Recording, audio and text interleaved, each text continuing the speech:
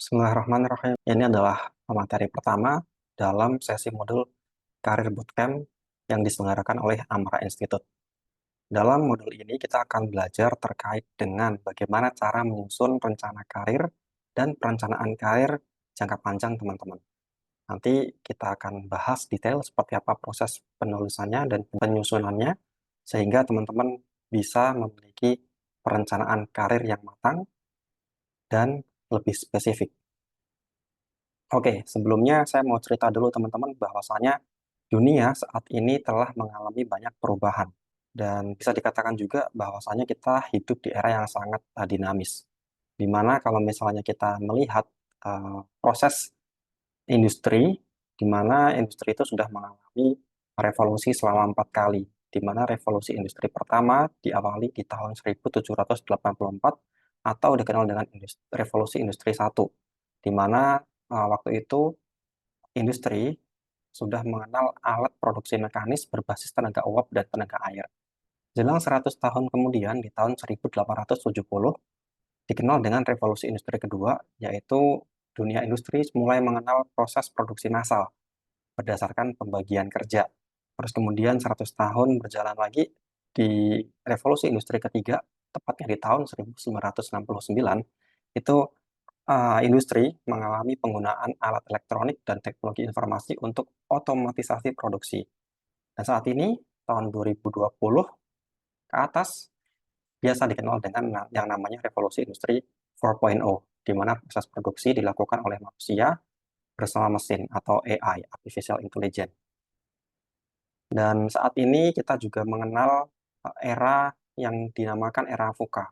Era VUCA ini pertama yaitu volatility, atau volatility itu artinya adalah perubahan yang sangat cepat, adanya gejolak yang sangat luar biasa dalam dinamisnya perubahan dunia, akhirnya menciptakan perubahan yang amat sangat cepat dalam industri. Terus kemudian adalah uncertainty, yaitu ketidakjelasan, di mana masa depan itu tidak pasti. Saking cepatnya proses industri, proses inovasi, dan penemuan-penemuan dalam dunia industri akhirnya bisa mempengaruhi masa depan yang tidak pasti. Otomatis kita nanti harus diwajibkan untuk bisa menyesuaikan diri ya teman-teman. Terus berikutnya yaitu complexity, sangat kompleks sekali di era dunia saat ini, di mana ditandai dengan adanya banyak faktor yang tidak terlihat dalam pengambilan keputusan. Banyak data-data dan banyak pertimbangan-pertimbangan yang diperlukan untuk mengambil sebuah keputusan di era VUCA ini. Kemudian yang terakhir yaitu ambiguity atau keraguan-raguan, di mana ada semacam ketidakjelasan pengaruh satu peristiwa terhadap peristiwa lain. Contoh yang umum yang saat ini terjadi biasanya dalam perekonomian karena adanya perang di Ukraina dan juga Rusia, akhirnya itu mempengaruhi banyak pengaruh di berbagai bidang, misalnya di bidang ekonomi, terus kemudian di bidang politik dan pertahanan, hingga ke sektor energi juga akan terpengaruh. Jadi di era FK ini banyak sekali pengaruh-pengaruh yang muncul dan patut untuk dipertimbangkan.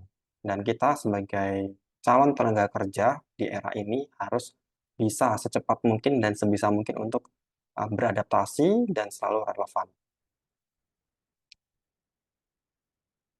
Nah, adanya era VUCA tersebut, teman-teman, ternyata juga berimpact pada yang namanya lapangan pekerjaan atau bidang pekerjaan, di mana menurut data Kementerian Ketenagakerjaan Republik Indonesia tahun 2017, terdapat lulusan yang bekerja di luar bidang yang ditempuh selama kuliah. Sebanyak 37% mereka merasa sesuai jurusan. Jurusan kuliahnya sesuai dengan bidang pekerjaannya. Namun, di sisi sebaliknya, yaitu angka 63%, mereka bekerja tidak sesuai dengan jurusannya. Jadi, selama ini fenomenanya adalah sekolahnya apa, pekerjanya apa. Misalnya sekolahnya di bidang accounting, tapi dia kerjanya di bidang public relation. Dia lulusan dari hubungan internasional, tapi dia kerjanya sebagai sales and marketing. Dia sebagai seorang lulusan matematika, dia bekerja sebagai seorang event officer misalnya. Dan ini berita di tahun 2020 dari jakarta.id, dikatakan bahwasanya sebanyak 653.586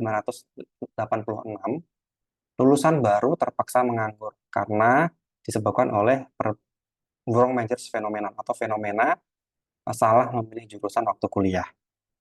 Jadi, ketika kita hendak kuliah, hendak belajar, sebaiknya ditentukan nanti kita ke depan mau belajar atau mau berkarir di bidang apa. Sehingga bidang pekerjaan yang mensyaratkan bidang pendidikan tersebut bisa teman-teman tempuh supaya teman-teman tidak kesulitan dalam mencari kerja dan menghindari fenomena bekerja di bidang yang tidak sesuai dengan latar belakang pendidikannya. Jadi teman-teman, kondisi dunia saat ini, dunia ketenaga kerjaan di Indonesia, yang pertama yaitu karena adanya era VUCA yang pasti, terus kemudian yang kedua adalah kualitas tenaga kerja Indonesia, apakah dari segi kesiapannya, kelayakan, ataupun tujuan karirnya. Oleh sebab itu, diperlukan yang namanya pembuatan Individual Development Plan oleh setiap siswa atau mahasiswa di Indonesia, supaya mereka tahu nanti setelah lulus kuliah, apa yang akan mereka lakukan dan apa yang akan mereka kejar.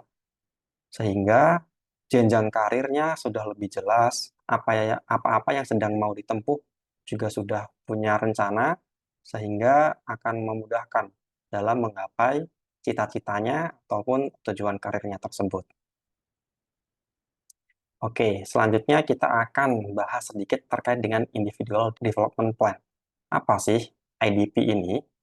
IDP atau Individual Development Plan biasa dikenal sebagai strategi atau tindakan yang membantu teman-teman dalam mengidentifikasi, mengejar, mencapai pertumbuhan profesional, serta mencapai tujuan baik jangka pendek maupun jangka panjang. Kemudian pengertian lain, IDP atau Individual Development Plan ini adalah alat yang digunakan untuk membantu seorang individu dalam mengidentifikasi kekuatan, area untuk pertumbuhan, dan menetapkan sasaran yang dapat dicapai untuk pengembangan profesional. Dalam pengertian lain, IDP biasa dikenal sebagai alat perencanaan terstruktur yang dirancang untuk membantu teman-teman dalam mengidentifikasi tujuannya, baik secara jangka panjang ataupun jangka pendek, serta membuat rencana tindakan untuk menyelesaikan tujuan-tujuan yang sudah teman-teman tetapkan tersebut. Oke, di sini kita bisa ambil pelajaran dari Benjamin Franklin, seorang bapak pendiri negara Amerika Serikat, bahwasanya dia pernah mengatakan terkait dengan kegagalan. Jika kamu gagal untuk berencana, kamu berencana untuk gagal. Jadi kalau misalnya kita tidak merencanakan rencana yang akan kita temui di masa depan, itu sangat besar kemungkinan bahwasanya kita nanti akan menjadi orang yang gagal. Oleh sebab itu, IDP diperlukan dalam pembentukan karir secara khusus untuk menghindari kegagalan-kegagalan rekan-rekan ke depan saat dalam proses membangun dan mengejar karir yang teman-teman impikan. Kira-kira kenapa sih perlu IDP? IDP itu buat seorang karyawan atau seorang calon karyawan atau seorang individu ya, itu berfungsi untuk mendorong pertumbuhan profesional dan personal. Karena melalui IDP kita tahu nanti kelebihan kita apa, kekurangan kita apa, langkah-langkah yang akan kita tempuh ke depan seperti apa, itu akan ada di IDP. Terus kemudian individual development plan ini akan membantu rekan-rekan untuk mencapai versi terbaiknya karena sudah diidentifikasi tadi kelebihan dan kekurangannya, dan untuk mencapai tujuan dan keinginannya seperti apa, itu juga akan memudahkan jalur atau peta untuk mencapai impian-impian tersebut. Kemudian dalam spesifik dalam urusan karir, bisa meningkatkan exposure untuk menaiki tangga karir tertentu, serta memperkuat dan pengaruh peran rekan-rekan saat ini untuk memikul tanggung jawab yang lebih tinggi. Jadi ketika teman-teman dalam sebuah perusahaan biasanya diminta membuat IDP. Ketika IDP-nya dibuat, nanti bisa direview untuk naik jabatan ke level yang lebih tinggi. Misalnya dari level staff ke level supervisor. Setelah membuat IDP, terus kemudian direview dan berjalan selama beberapa tahun, ternyata dia bisa untuk naik jabatan ke level yang lebih tinggi.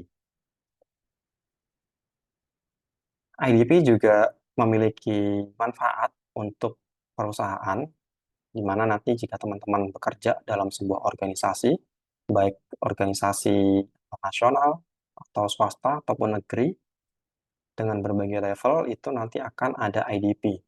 Biasanya di perusahaan-perusahaan atau organisasi yang sudah mapan, pasti ada formulir Individual Development Plan untuk mengembangkan tujuan karir karyawan yang ada di dalam perusahaan tersebut. Nah, secara umum, manfaat IDP untuk perusahaan ini adalah menyelaraskan tujuan perusahaan dan kinerja karyawannya. Terus kemudian membangun keterlibatan karyawan supaya lebih efektif, serta menjaga semua tugas tetap fokus dan sesuai harapan. Dan terakhir, teman-teman, itu akan memudahkan pihak HRD dan manajer untuk melakukan penilaian kinerja. Karena dalam dunia perusahaan, setiap 6 bulan sekali atau setiap 1 tahun sekali akan diadakan review terkait dengan performa kinerja setiap karyawan yang ada di dalamnya. Jika itu sesuai, nanti akan bisa mempercepat kenaikan jabatan teman-teman sesuai dengan yang teman-teman tuliskan di individual career plan atau individual development plan yang sedang dikembangkan dalam perusahaan tersebut.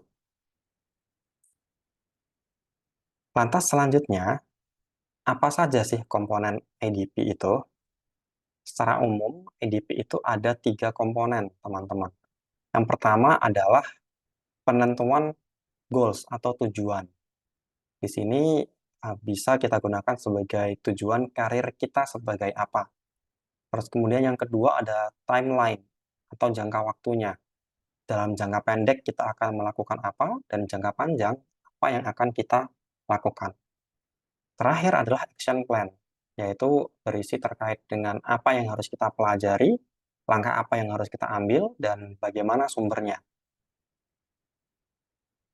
Nah, misalnya, tujuan karir kita adalah menjadi seorang reporter atau jurnalis.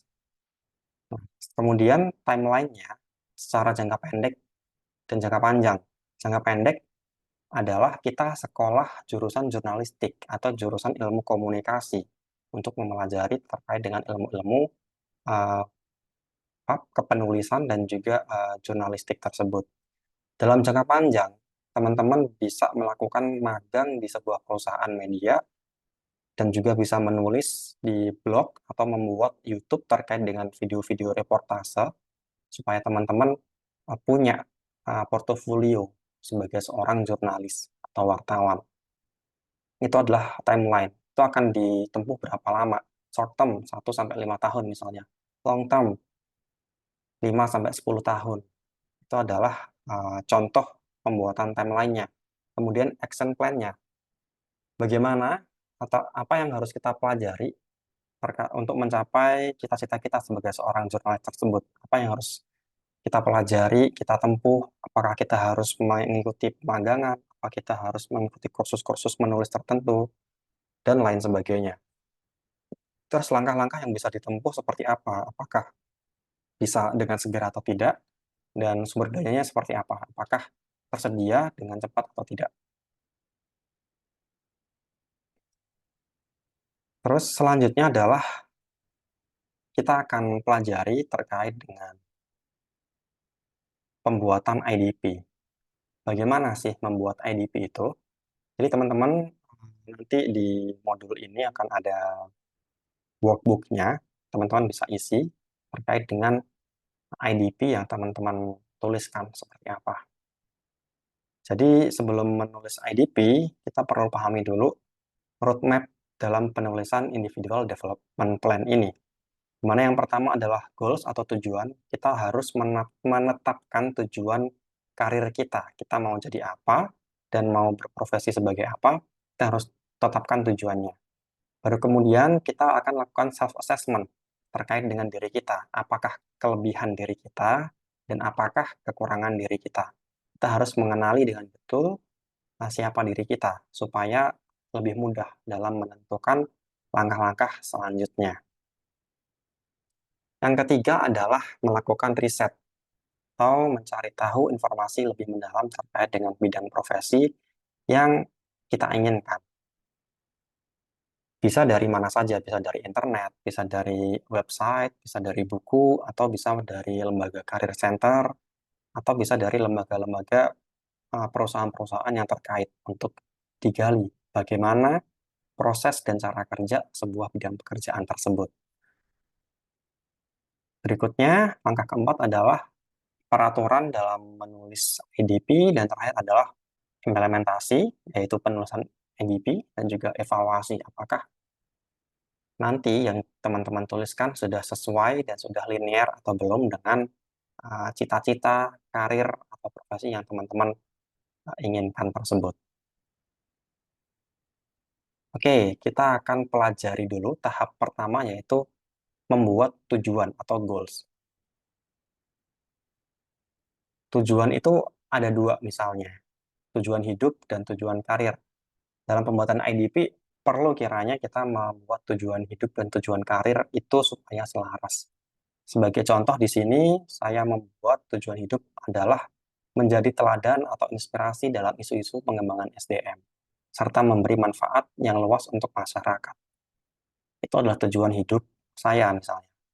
Karena saya memiliki tujuan hidup seperti itu, akhirnya saya turunkan ke tujuan karir, di mana saya ingin menjadi konsultan dan spesialis di bidang SDM atau sumber daya manusia. Terus kemudian tujuan karir saya juga memimpin bagian SDM di perusahaan kelas nasional dan multinasional. Oke, ini ada sebuah quote teman-teman, di mana sebuah tujuan tanpa sebuah rencana itu hanya sebuah harapan. Jadi kita punya tujuan setinggi apapun, kita punya mimpi sebagus apapun, tapi kalau tidak kita rencanakan dengan baik, tidak kita rincikan bagaimana cara untuk mengeksekusi dan untuk mewujudkan tujuan atau mimpi-mimpi kita tersebut, itu seringkali akan hanya menjadi sebuah harapan, akan hanya menjadi sebuah impian belaka.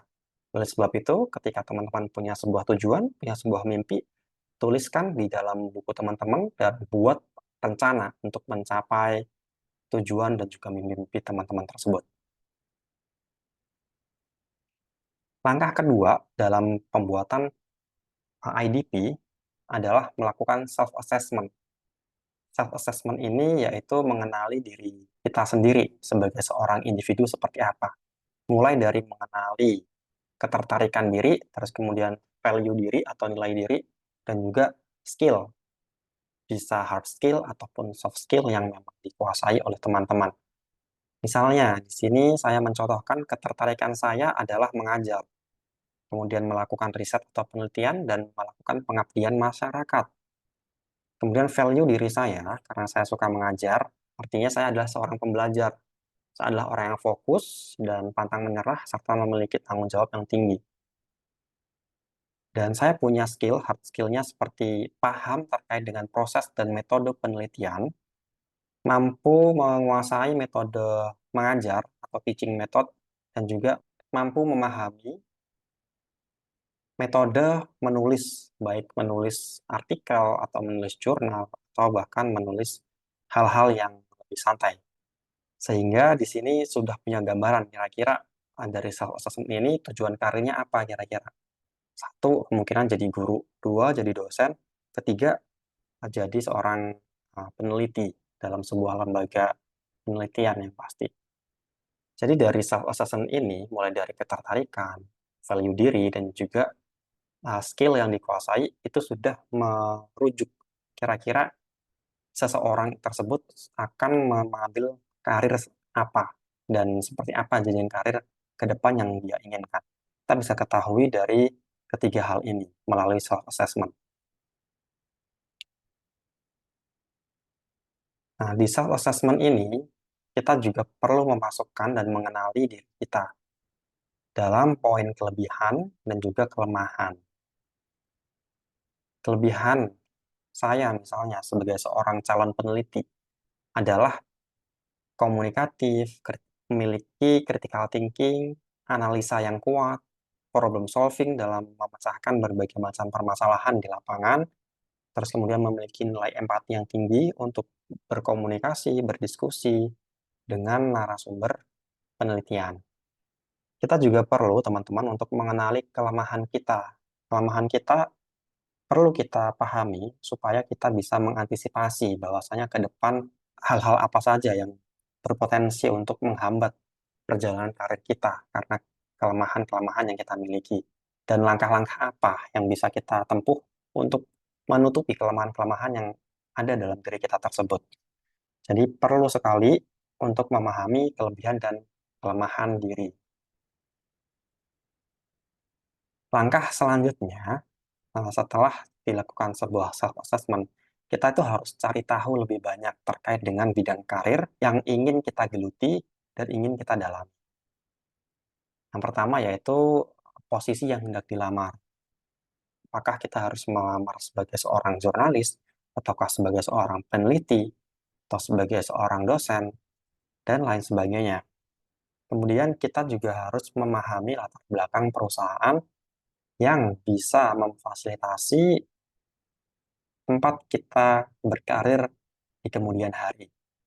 Jadi kita perlu list itu perusahaan-perusahaannya. Kalau misalnya mau menjadi seorang jurnalis, artinya teman-teman harus bergabung dengan perusahaan media. Apakah perusahaan media digital, media televisi, atau media cetak? Teman-teman harus cari tahu. Jika media digital, misalnya apa? Kalau misalkan di media televisi, apakah teman-teman akan bergabung dengan lembaga televisi tertentu, baik yang sifatnya nasional atau internasional? Kalau tertarik untuk jadi jurnalis di bidang media cetak, teman-teman harus list media cetak mana yang akan teman-teman dalami untuk menjadi tujuan berkarir teman-teman di masa depan. Nah, langkah ketiga yaitu menyiapkan dokumen-dokumen yang diperlukan. Kalau tadi sebagai contoh, sebagai jurnalis, kita harus persiapkan dokumen-dokumen apa saja yang diperlukan untuk menjadi seorang jurnalis. Misalnya, harus sekolah lulusan jurnalistik atau komunikasi. Berarti ijazah, kita harus memiliki ijazah dari jurusan-jurusan tersebut. Terus kemudian sertifikasi-sertifikasi tertentu. Apakah ada sertifikasi kemampuan menulis, metode fotografi, dan lain sebagainya. Kita harus siapkan dokumen-dokumen yang diperlukan. Semakin mendekati dokumen-dokumen yang dipersyaratkan dalam sebuah informasi lowongan kerja, itu akan semakin tinggi teman-teman untuk bisa diterima dalam sebuah lowongan kerja. Terus kemudian langkah keempat dalam bidang riset ini yaitu kita harus meningkatkan pengalaman dan keterampilan kita. Pengalaman kita bisa kita tingkatkan dengan melalui magang misalnya, mengikuti organisasi di kampus atau di luar kampus, membuat ide-ide konten-konten kreatif yang terkait dengan bidang jurnalistik misalnya, bisa diupload di YouTube-nya teman-teman atau media sosialnya teman-teman untuk membuktikan bahwasannya teman-teman cakap dalam melakukan menulis berita, melakukan reportase, dan juga melakukan pengambilan gambar yang sesuai dengan kebutuhan-kebutuhan berita tersebut. Terus selanjutnya adalah kita harus mendalami bidang pelatihan dan pengembangan apa saja yang dibutuhkan.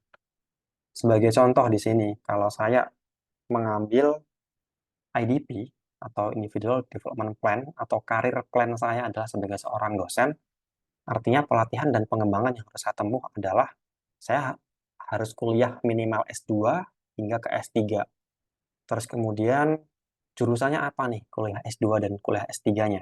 Seorang dosen ya harus lebih tinggi daripada mahasiswa yang sedang diajar secara jenjang strata pendidikannya. Kemudian kita perlu mencari tahu spesialisasi jurusan, apakah bidang saintek atau sains teknologi, sosial humaniora, ekonomi misalnya, atau hukum, dan lain sebagainya. Jadi mau jadi dosen apa dulu? Ada banyak sekali bidang-bidang penjurusan di sana. Kemudian setelah kita tahu jurusannya apa, terus kemudian waktu kita kuliah juga sebaiknya aktif menjadi asisten dosen, terus kemudian menjadi pengajar lepas atau freelance teacher, guru les, ataupun mentor di lembaga-lembaga pendidikan. Dan bisa juga melalui kegiatan-kegiatan kerelawanan atau volunteer yang berhubungan dengan kegiatan sosial seperti mengajar di sekolah-sekolah. Berikutnya terkait dengan pengembangan untuk calon dosen sebaiknya bisa menguasai metode menulis jurnal penelitian. Terus kemudian sering kali mengikuti konferensi nasional ataupun internasional terkait dengan penelitian yang sudah ditulis. Terus kemudian melakukan magang atau kerja di lembaga pendidikan, baik di universitas ataupun lembaga pendidikan lain. Terus kemudian yang tidak kalah pentingnya yaitu memperdalam kemampuan bahasa Inggris. Karena sebagai seorang dosen, banyak sekali referensi-referensi yang bersumber dari bahasa Inggris. Dan saat melakukan konferensi, baik yang nasional ataupun internasional, tidak jarang akan diminta untuk membawakan materi presentasi konferensi tersebut dalam bahasa Inggris. Oleh sebab itu, kemampuan berbahasa Inggris menjadi penting bagi seorang dosen. Sebagai contoh berikutnya yaitu IDP jurnalis. Ketika saya ingin menjadi seorang jurnalis, maka pelatihan dan pengembangan yang saya tempuh adalah sebagai berikut, teman-teman. Pelatihannya, yang pasti saya sekolah mengambil jurusan jurnalistik atau komunikasi. Terus kemudian kita harus melatih kemampuan public speaking kita dengan baik supaya kita tidak grogi, supaya kita bisa lebih lancar dalam berkomunikasi di dalam forum yang banyak penontonnya. Kemudian, kita perlu juga sebagai seorang jurnalis untuk memahami metode, tips, trik, dan juga strategi pengambilan fotografi yang sesuai dengan bidang jurnalisme tersebut. Kemudian perlu juga kita menguasai dan mengikuti kursus menulis, bagaimana cara menulis reportase, bagaimana cara menulis artikel, bagaimana cara menulis opini. Saya kira nanti di sana akan menemukan banyak percabangan-percabangan dan berbagai bidang atau metode dalam kepenulisan untuk seorang jurnalis. Kemudian pengembangan seorang jurnalis bisa dimulai dengan cara membuat vlog pribadi yang bermuatan jurnalistik. Kalau sekarang adanya era sosial media, kita bisa menjadi seorang citizen jurnalis, bisa melaporkan aktivitas-aktivitas dan kegiatan-kegiatan yang kiranya menarik untuk diketahui oleh publik. Jadi kita take video kita, terus kemudian kita berbicara di sana untuk mereportase, sehingga bisa menarik sebagian orang untuk bisa menikmati informasi-informasi yang kita sajikan tersebut. Terus kemudian kita bisa juga ikut magang di sebuah lembaga media, baik media digital, media massa, ataupun media televisi. Kita juga perlu untuk sering mengirimkan artikel dan menulis baik di blog ataupun mengirim artikel kita ke media, supaya nama kita dikenal sebagai seorang jurnalis yang kompeten. Terus ikut ke beberapa organisasi. Ketika kita bergabung dengan sebuah organisasi, pastikan organisasi tersebut relevan dan sesuai dengan bidang karir yang kita inginkan. Kalau misalnya teman-teman tertarik untuk jadi seorang jurnalis, teman-teman bisa join ke organisasi perkumpulan para jurnalis tersebut atau asosiasi para perkumpulan jurnalis tersebut.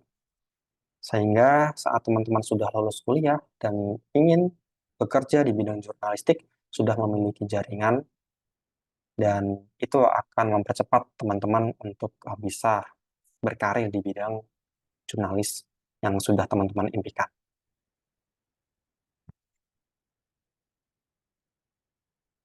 Oke, selanjutnya adalah kita harus pahami terkait dengan peraturan menulis sebuah IDP, teman-teman. IDP ini memiliki peraturan yang namanya SMART. SMART ini S-nya adalah spesifik atau khusus. Jadi kalau saya contohkan tadi, saya ingin menjadi seorang dosen misalnya. Itu tujuan yang spesifik. Terus kemudian measurable atau terukur. Artinya saya harus punya intelektual dan finansial yang cukup untuk sekolah S2 dan juga S3. Dan saya juga harus memiliki kapasitas intelektual yang memadai untuk bisa mengajar dan meneliti dan membagikan ilmu-ilmu yang saya pahami kepada mahasiswa-mahasiswa saya. Kemudian A-nya adalah achievable atau dapat dicapai. Misalnya kalau kita sudah kuliah dan ingin jadi dosen, artinya kita harus memiliki IPK yang bagus sesuai jurusan yang kita inginkan dan memenuhi kriteria sesuai dengan kebutuhan dosen. Karena sebagai seorang dosen, kita harus memiliki nilai yang bagus untuk bisa kita buktikan bahwasanya kita capable dan memiliki kompetensi dalam bidang keilmuan kita tersebut. Dan itu dibuktikan dari hasil capaian nilai kita. Kemudian bagian R-nya yaitu realistik atau nyata ada. Misalnya, karena saya ingin jadi dosen, saya ingin jadi dosen ekonomi syariah. Dosen ekonomi syariah ini adalah dosen yang ada, jurusannya ada, ilmunya nyata, dan bisa ditempuh. Pendidikannya dari S1, S2, hingga S3. Jadi buat serealistis mungkin. Jangan membuat tujuan yang tidak realistis. Misalnya, pengen jadi dosen. Tapi menjadi dosen apa? Dosen terkait dengan ilmu gaib. Kan itu nggak ada sampai sekarang tentang jurusannya. Sekolah S1, S2, S3-nya tidak ada. Jadi buatlah senyata mungkin. Kemudian yang T yaitu ada time bound-nya atau batas waktu. Kalau misalnya menjadi dosen, harus kuliah S1 selama 4 tahun. Terus kemudian lanjut S2 kurang lebih 2 tahun, dan kuliah S3 kurang lebih 3 tahun. Jadi total ada sekitar 9 tahun untuk bisa menjadi seorang dosen yang capable untuk mengajar kepada mahasiswa-mahasiswanya. Saya di sini akan memberikan contoh lain terkait dengan peraturan dalam menulis IDP dengan metode SMART tersebut. Oke, kita akan lanjut lagi. Misalnya, secara spesifik, saya ingin menjadi seorang dokter spesialis bedah. Nah, measurable-nya apa? Bisa diukur nggak kemampuan finansial kita, intelektual kita, apakah kita dari keluarga yang secara finansial mampu untuk membiayai sekolah bedah tersebut. Terus kemudian, apakah kita sebagai seorang pribadi yang sangat intelek sehingga kita bisa memahami pelajaran-pelajaran yang akan kita jalankan. Terus kemudian, achievable, apakah bisa kita capai. Jadi sebagai seorang dokter, biasanya kita harus sebagai lulusan dari IPA dan nilai IPA-nya bagus. Terus kemudian tidak buta warna dan lain sebagainya. Ini adalah hal-hal yang bisa di-achieve atau tidak. Kalau misalnya kita bercita-cita sebagai seorang dokter, tapi kita dari jurusan IPS dan kita buta warna, yaitu artinya tidak achievable. Kalau dalam kondisi seperti itu, sebaiknya teman-teman cari alternatif pilihan karir yang lainnya. Terus kemudian realistik, yaitu bidang pekerjaan dan tempatnya tersedia. Jadi seorang dokter spesialis bedah pasti akan dibutuhkan di sebuah lembaga rumah sakit. Terus kemudian sekolahnya apakah ada?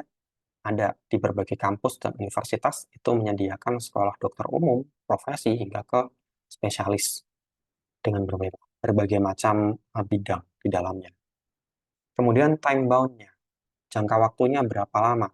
Untuk menjadi seorang dokter, khususnya di bidang dokter spesialis, itu kurang lebih 12 tahun proses pendidikan, di mana 4 tahun untuk sekolah kedokterannya, sarjana, terus kemudian 2 tahun untuk profesinya, terus kemudian ada 1 tahun untuk melakukan internship, baru kemudian muncul yang namanya dokter profesi. Terus kemudian kalau misalkan mau lanjut lagi menjadi seorang dokter spesialis, harus sekolah kurang lebih 5 tahun di program pendidikan dokter spesialis di sebuah universitas yang ada. Jadi banyak sekali pertimbangannya. Dan salah satu cara untuk menulis IDP, Individual Development Plan, atau Individual Career Plan, adalah melalui beberapa metode tersebut. Yang pasti adalah kita harus tentukan tujuannya, terus kemudian kita harus melakukan self-assessment terhadap diri kita, apakah diri kita capable dan mampu untuk berada dan berkarir di bidang tersebut. Kita harus melakukan riset sekolahnya seperti apa, metode pendidikannya bagaimana. Dan terakhir, kita harus bisa menuliskan IDP yang akan kita tulis dengan metode SMART, sehingga ini akan memudahkan kita dalam mencapai peta karir yang kita impikan. Oke, teman-teman, terakhir dari materi di video pertama ini, kita itu saat ini berada di dunia yang terus berubah. Jadi penting sekali buat kita untuk selalu relevan di Agile karena dunia tidak akan melihat siapa diri kita, tapi dunia melihat karya-karya yang kita hasilkan. Terima kasih, sampai jumpa di video pembelajaran berikutnya.